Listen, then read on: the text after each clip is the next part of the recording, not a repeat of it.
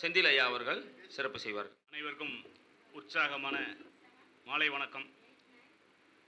அவையில் வீட்டிற்கும் ஜோதிட சக்கரவர்த்திகள், இங்கே ஜோதிடர்கள் மற்றும் ஜோதிட ஆர்வலர்கள் வருகை தந்திருக்கும் அத்தனை நல் உள்ளங்களுக்கும் ஸ்ரீ காவேரி ஜோதிட சங்கம் சார்பாக உங்களை வாழ்த்துக்களையும் வரவேற்புடன் உங்களை வருக வருக என வரவேற்பதில் மீண்டும் ஒரு தடவை வரவேற்பதில் மிக்க மகிழ்ச்சி அடைகிறேன். இப்போ சரியாக இப்போ அம்மா கடைசியாக வைரமணி அம்மா நிறைய விஷயங்கள் பேசிட்டு போனாங்க. அதில் எல்லாரும் கவனிச்சிருப்பீங்க. போர்வு எனக்கு பொன்னாட போத்தாதீங்க, கையில் கொடுங்க. ஏன் காரணம் தெரியுமா? ஐயா ஏன் சுக்கரன் தான் சொல்லணும். ஏன்னா வாங்கினது சுக்கரன், அதுக்கு முக்கியமான பாயிண்ட். வாங்கினது சுக்கரன், கொடுத்தது ஒரு சுக்கரன். ஏன்னா பொதுவாகவே பார்த்தீங்கன்னா பொன்னாட தன்னைக்கு போத்திக்கிறதும் சரி, மற்றவங்களுக்கு போத்துறதும் சரி, அது இயல்பு ரீதியாகவே அந்த பெண்களுக்கு போத்தக்கூடாது அப்படிங்கிற ஒரு விதிமுறை ஒன்று இது இயல்பாக உள்ளது. சரிங்களா? அப்புறம் இன்னொரு விஷயம் என்ன சொல்றாங்க அப்படின்னா, பொதுவாக ஜோதிட ரீதியாக வயது மூந்தவர்கள் இளையவர்களுக்கு போத்தலாம். ஆனால் ரொம்ப வயசு கம்மியாக உள்ளவங்களுக்கு, வயதானவங்களுக்கு போத்தக்கூடாது ஒரு விதிமுறை ஒன்று இருக்குது. இது ரெண்டு.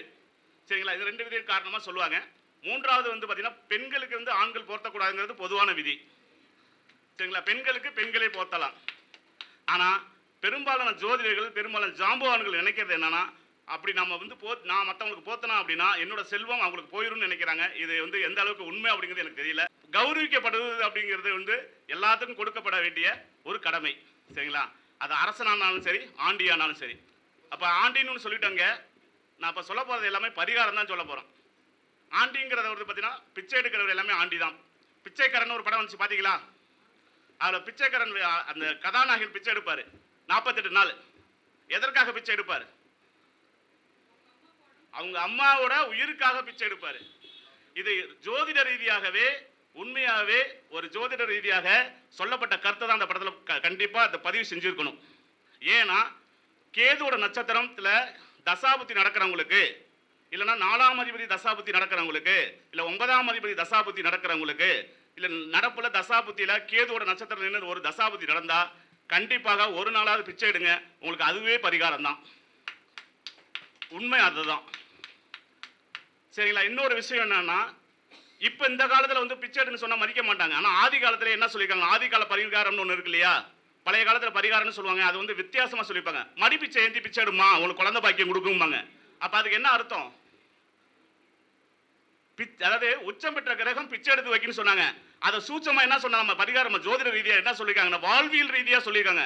நீ போய் அம்மனுக்கு பரிகாரமா வேண்டிக்கிட்டு மடி பிச்சை ஏந்து, மடிங்கிறது எங்க இருக்கு?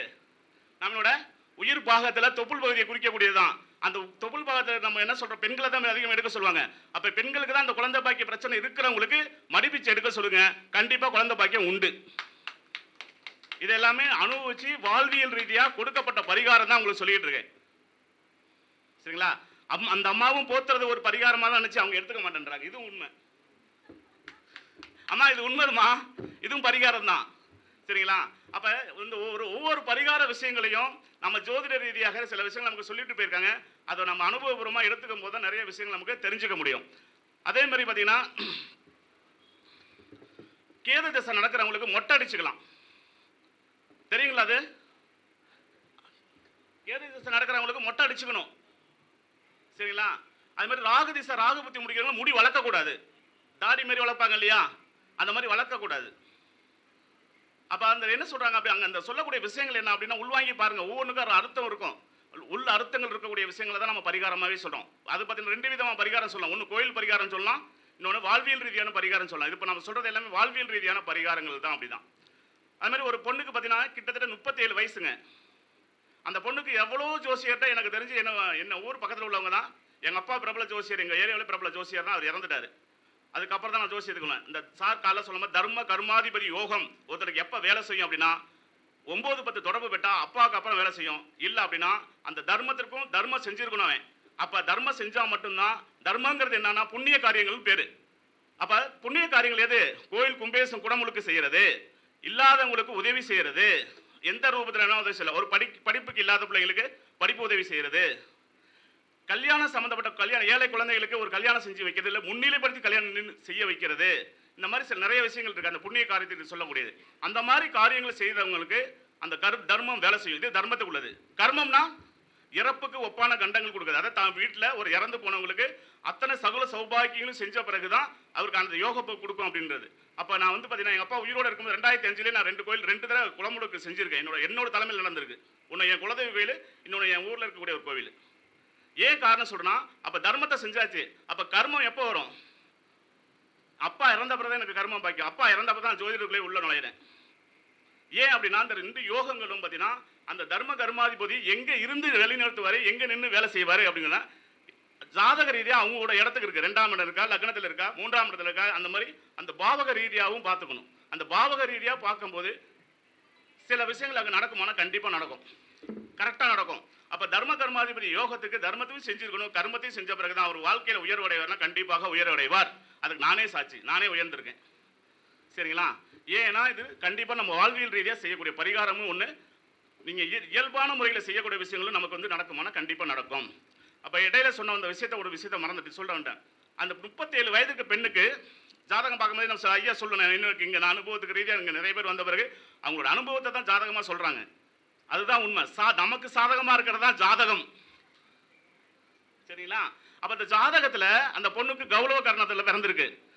37 வயது சார். 37 வயசு அப்படின்னா அந்த பொண்ணு 20 வயசுல கணக்கு எடுத்துங்க. அப்போ 17 வருஷமா எத்தனை ஜோசியத்தை பார்த்துருப்பாங்க? பார்த்துருப்பாங்களா, பார்த்துருக்க மாட்டாங்களா? அப்போ எல்லா ஜோசியரும் திதி யோகம் கர்ணத்தை பத்தி சொல்லியிருப்பாங்களா, சொல்லியிருக்க மாட்டாங்களா? அதுல எந்த பாக்கியம் அவருக்கு கோளாறா இருக்குன்னு சொல்லியிருப்பாங்களா, சொல்லியிருக்க மாட்டாங்களா?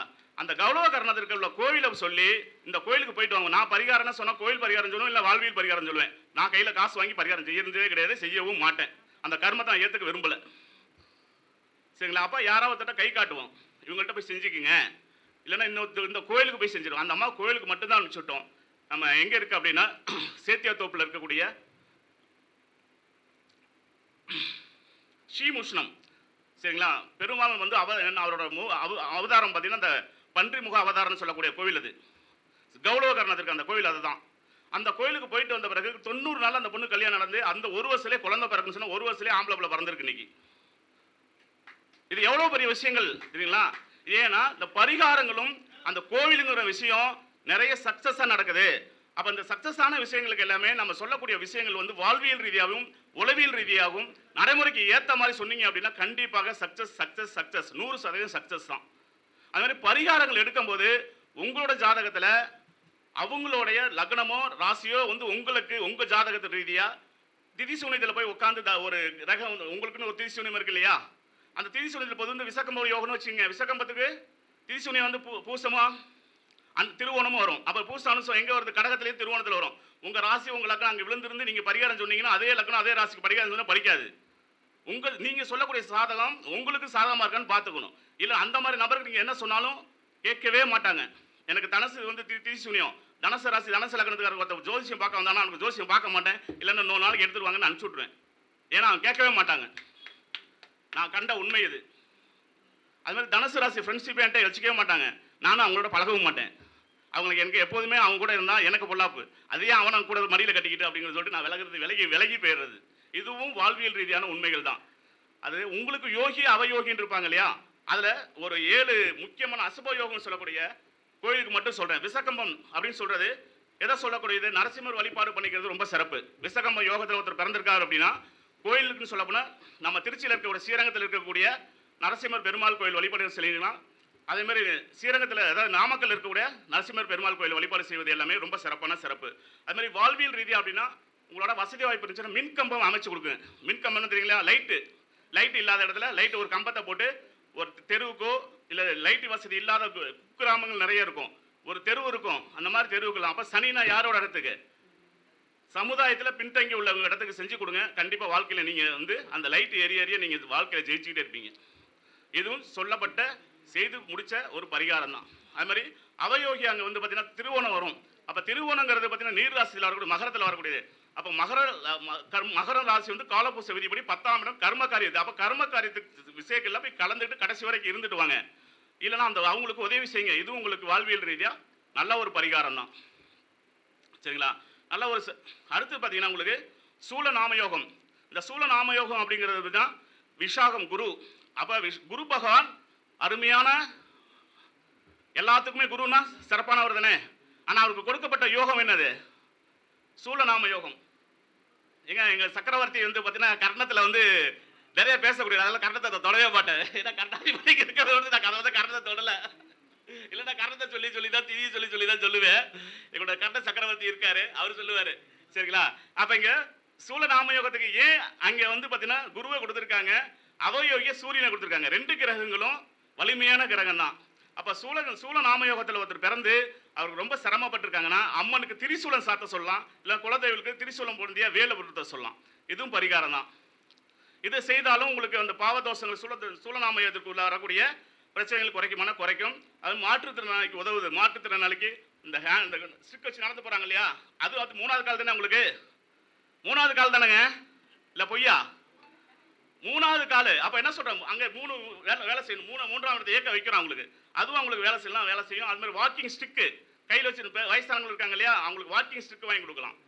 அது மாதிரி பார்த்தீங்கன்னா அவங்களுக்கு எப்பொழுதும் பார்த்தீங்கன்னா இல்லைன்னா அவங்க அது கூட என்னால் முடியாது சார் அப்படின்னா அந்த சூளத்தில் போய் எலுமிச்சம்பழம் குத்தலாம்ல, அதுவும் தான் பரிகாரம். எலுமிச்சம்பழம் என்ன கலரு?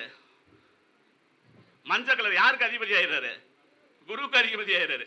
எல்லா குருக்கும் வணக்கம். ஏன்னா அதுவும் எளிமையான பரிகாரம் தான். இல்லைன்னா மாரியம்மனுக்கு, காளியம்மனுக்கு, எல்லா தெய்வங்களுக்கு இதுக்கு வழிபாடு செய்யும் போது சிறப்பு கொடுக்குமானா கண்டிப்பா சிறப்பு கொடுக்கும். அடுத்து பார்த்தீங்கன்னா கண்ட நாமயோகம். கண்டம்னா என்ன சொல்லுவோம் அப்படின்னா எல்லாருமே வீழ்ச்சின்னு சொல்லுவோம், இங்க வந்து பார்த்தீங்கன்னா அழிவுன்னு சொல்லுவோம், வளர்ச்சி இருக்காது அப்படின்போம். ஆனா கண்ட நாமகத்துக்கு சரியான ஒரு பரிந்துரை கொடுத்து அந்த வேலையை செய்யும் போது அவங்க வாழ்க்கையில ஜெயிக்க வைக்க முடியுமா? ஜெயிக்க வைக்கணும். ஒண்ணுமே இல்லை, ருத்ராட்ச கொட்டை கழுத்துல கட்ட சொல்லுங்க, அவங்க செய்ய மாட்டாங்க. அவங்க எக்னைஸ்டா இருப்பாங்க. எதுக்கு நம்ம சொல்ற விஷயத்துக்கு எக்னைஸ்டா இருப்பாங்க. இல்லைன்னா துளசி மாலை போட சொல்லுங்க கண்ட நாமகத்தில் இருக்கிறவனுக்கு. அது மாதிரி 6, 8, 12 வயதுகளில் அந்த கிட்டத்தட்ட அந்த காலப்பு இந்த வயதோட்டப்படி வரும்போது பார்த்தீங்கன்னா அவனுக்கு 6வது வயசு, 18வது வயசு, அது மாதிரி 28வது வயசுகள்லாம் அவனுக்கு கண்டம் கண்டிப்பாக நடந்திருக்குன்னு சொல்லுங்க. கண்டிப்பாக நடந்திருக்கும். கண்ட நாமகம் யாராவது இருக்கீங்களா? இல்லை உங்கள் வீட்டில் உள்ளவங்க யாராவது இருக்குங்களா? ஐயா கண்ட நாம யோகம் சரிங்களா? அந்த மாதிரி இருந்துச்சு அப்படின்னா உங்களுக்கு நீங்கள் பரிகாரமே சொல்லலாங்க. ருத்ராட்சம் போட்டுக்கிறது, இல்லைன்னா துளசி மாலை போட்டுக்கிறது, கிருஷ்ணர் வழிபாடு செய்கிறது, திருக்கடையூர் ஸ்ரீவாஞ்சியம் போயிட்டு வாங்க, வாழ்வியில் கண்டிப்பாக ஜெயிப்பீங்க. ஸ்ரீவாஞ்சியம் நமக்கு 6ஆம் அதிபதி தசாபுத்தி, 8ஆம் அதிபதி தசாபுத்தி, 12ஆம் அதிபதி தசாபுத்தி நடக்கிறவங்களுக்கு கண்டிப்பாக ஸ்ரீவாஞ்சியம் போயிட்டு வாங்க.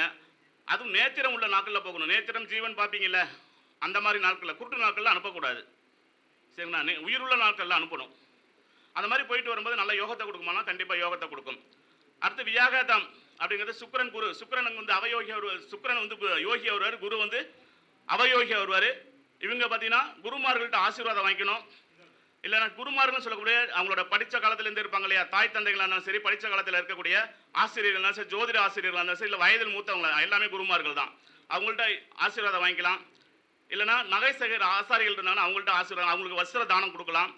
அவங்க வைசிறுவிகள் அந்த கோயிலில் வந்து பூசாரியாக இருக்காங்கன்னு சொல்லுவாங்க இல்லையா, பூசாரி பட்டயதாரர்கள் அந்த ஊரில் அந்த எந்த கோயிலாக இருந்தாலும் சரி, அங்கே இருக்கிற பட்டர் இவங்களுக்கு வந்து நீங்கள் வஸ்திர தானம் கொடுக்குறது எல்லாமே சிறப்பு கொடுக்குமானா சிறப்பாக கொடுக்கும். இது எல்லாமே கொடுத்துக்கலாம். இல்லைனா அவங்களுக்கு எழுதுறதுக்கு பேனா வாங்கி கொடுக்குறதுனாலும் உங்களுக்கு நல்லா கொடுக்கும். நல்லா இந்த யோகத்தை கொடுக்குமானா கண்டிப்பாக கொடுக்கும். இதெல்லாம் வந்து நீங்கள் வாழ்வியல் ரீதியாக செஞ்சக்கூடிய பரிகாரங்கள். அடுத்து இருக்கிறதே பார்த்தீங்கன்னா வியாதிபாதம் ஒரு நாமயோகம் இருக்கிறதே பார்த்தீங்கன்னா ஒரு உயிர்களை கொல்லாமல் இருக்கணும். உங்களுக்கு வந்து இந்த பாக்கியம் வந்து இருந்துச்சுன்னா மட்டும்தான் உங்களுக்கு சிறப்பை கொடுக்கும். அதுமாதிரி மனைவி வழியில் எப்போதும் ஒரு பிரச்சனை இருக்கும். இந்த வியாதிபாதம் நாமயோகத்தில் இருக்கிறவங்க மனைவி வழியில் பிரச்சனை இருந்துகிட்டே இருப்பாங்க. அப்போ இவங்களுக்கு என்ன செய்யணும்னா மனைவிக்கு அம்மா வணக்கம் அப்படின்னு சொல்லிட்டாவே போதும். அவங்க ஏந்திரிச்சோன்னா எதுவுமே மறுப்பு சொல்லுவாது. ஒரு பேனா வாங்கி கொடு, ஒரு பென்சில் வாங்கி கொடு, ஒரு பூ வாங்கி கொடு, ஒரு பொட்டு வாங்கி கொடுத்துட்டுனா 1க்கு 2 வாங்கி கொடுங்க, ரிசல்ட் நல்லா சக்ஸஸ் ஆகும். இந்த வியாதிபாதம் உள்ளவங்களுக்கு மட்டும். அதுமாதிரி பெண் குழந்தைகளுக்கு அவங்களுக்கு கேட்கறத வாங்கி கொடுக்குறது, இல்லை விருப்பப்பட்டு வாங்கி கொடுக்குறது, இது எல்லாமே நல்லா லாபத்தை கொடுக்குமானா கண்டிப்பாக கொடுக்கும். அது மாதிரி வெள்ளிக்கிழமை அவங்களுக்கு பொட்டு பூ வாங்கி கொடுக்குறது. வீட்டில் தானே இருக்காங்க, கல்யாணம் பண்ணவங்களா இருந்தால் கொடுக்கலாம், இல்லைன்னா வீட்டில் நம்ம பிறந்த பிள்ளைக்கே கொடுக்கலாம், பொம்பளை பிள்ளை இருந்தால் கொடுக்கலாம், பூ வாங்கி கொடுக்கலாம்.